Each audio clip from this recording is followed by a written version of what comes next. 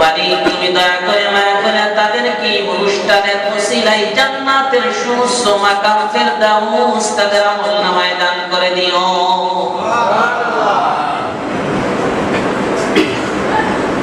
এইজন্য আমরা এখনো যারা বাড়িতে আছি, দোকানে আছি, মাকানে আছি, বাইরে না থেকে যতটুকু সময় আলোচনা হবে মসজিদের বিষয়ে আসার জন্য আমি আহ্বান জানাইতেছি।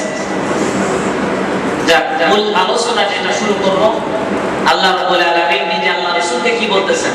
ওয়া মা আরসালনাকা ইল্লা রাহমাতাল লিল আলামিন। আল্লাহ বলতেছেন, ও হাবিব, আমি তোমাকে সমস্ত নবীদের প্রতি রহমত স্বরূপ করে পাঠিয়ে দিলাম। কোন নবী তোমার উপরে উঠতে পারবে না। সাইয়্যিদুল মুরসালিন, সবগুলো নবীদের সরদার রূপে পাঠিয়ে দিলাম। জনগণ ঠিক কিনা? অন্য রাসূল আকরাম সাল্লাল্লাহু আলাইহি ওয়াসাল্লাম আল্লাহ তাআলা বলতেছেন, হাবিব তুমি টেনশন করো না, তোমার উম্মতরা যতক্ষণ না পর্যন্ত এই জান্নাত আমি তৈরি করেছি, এই জান্নাতে তোমার উম্মতের না ঢোকা পর্যন্ত অন্য কোন নবী উম্মত আমি জান্নাতের ভিতরে দেব না। কত বড় সৌভাগ্যবান কপাল আপনারা আমার চিন্তা করেছেন? এই নবী উম্মত হওয়ার জন্য অন্য নবীরা দরখাস্ত করেছে কিনা? কি করেছে কিনা? আপনি আমি বিনা দরখাস্তে এই নবীর উম্মত হয়েছি না?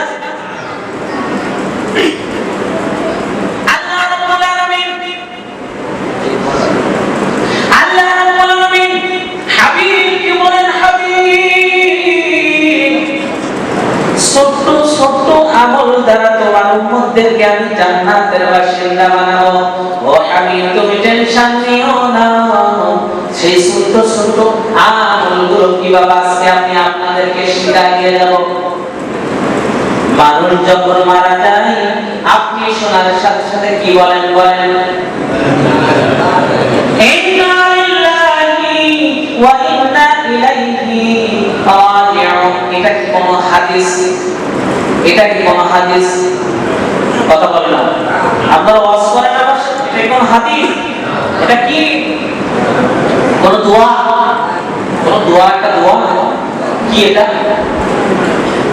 আল্লাহ রাব্বুল আলামিন কালামুল্লাহ শরীফের ভিতরে 2 নম্বর পারার 3 নম্বর সাফাত লাস্টের লাইনটা আল্লাহ তাআলা বলতেছেন, ক্বালু ইন্না লিল্লাহি ওয়া ইন্না ইলাইহি রাজিউন।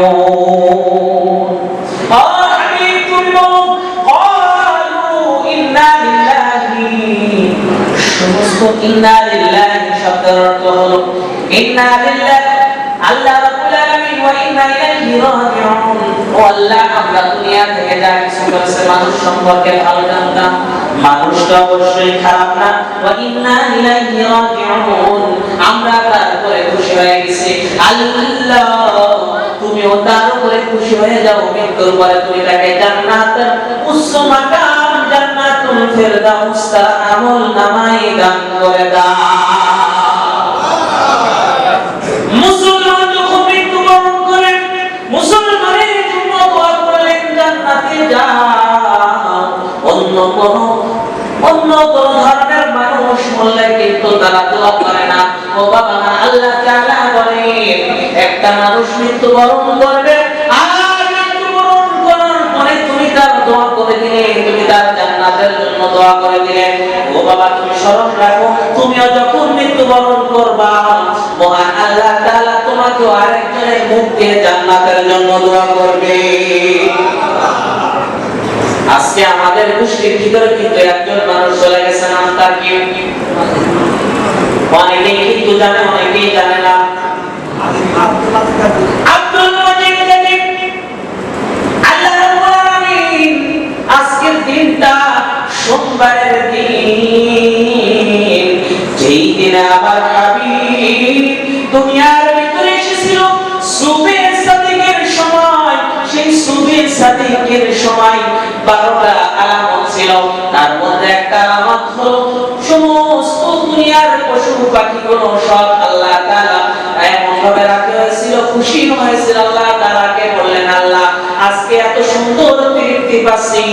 অন্য কোনো দিনে এমন তৃপ্তি পাই না। ও আল্লাহ তুমি বলো আজকে আমাদের মাধ্যমে আমাদের মাঝে এমন কোন বিশেষ ব্যক্তিকে তুমি পাঠাইতেছো। আল্লাহ বলতেছে তোমাদের মাঝে পাঠাইতেছি ওয়া আরসালনাকা ইল্লা রাহমাতাল লিল আলামিন। তোমাদের মাঝে পাঠাইতেছি গোটা বিশ্বের জন্য রহমত। সেই রহমতের ভাগীদার তোমরা হবা, তোমাদের ভিতরে রহমত জেগে উঠবে। এই জন্য তোমাদের ভিতরে প্রশান্তি লাগতেছে, আনন্দ লাগতেছে। তোমরা চিন্তা করো না, আমি ওই আদমকে তৈরি করার আগে আমি আমার হাবিবকে তৈরি করেছিলাম। সুবহানাল্লাহ। সেই হাবিবের উম্মত আমরা হয়েছি, উম্মত হওয়ার পরেও আমরা শুকরিয়া আদায় করি। আল্লাহ রাব্বুল আলামিন পশু পাখিরা বললেন ইয়া রাব্বুল আলামিন, আল্লাহ রাসূল দুনিয়ায় আসলেন, অনেকগুলো আলামত আছে। এই জায়গাটায় হেরাক্লিসের পারস্য দেশের যে বাদশা ছিল, জালিম বাদশা ছিল, তার 12টা অনেক বড় বড় উটে ছিল। ওই দিন রাতে কেউ ধ্বংস করতে পারে না। হাবিবের দুনিয়ায় আগমন করার সাথে সাথে সমস্ত দুনিয়া কম্পন শুরু হয়ে গেল। বাতিলের যতগুলো দান প্রসাদ ছিল সবগুলো ধুলোর সাথে মিশে গেছে। সুবহানাল্লাহ। আল্লাহ রাব্বুল আলামিন বলেন ওই দিন আমি রহমতকে প্রেরণ করেছি, নাযিল করেছিলাম। সেই দিনটা হলো কি দিন? সেই দিন কি দিন? বারে সোমবার। সোমবারের দিন কি দিন? সোমবারের দিন। ওই দিন দাসীকে আজাদ করেছিল কে? অসরের আমার সাথে ওয়াজ করতেছেন না কেন আপনারা? একটা দাসীকে আজাদ করেছিল কে? হ্যাঁ, এই ওয়াজ তাহলে এবার বোঝা যাচ্ছে এর আগে যেগুলো অতগুলো হুজুর ওয়াজ করে গেছে, শুধু হুজুর ওয়াজ করেছে, আপনারা ওয়াজ করেন।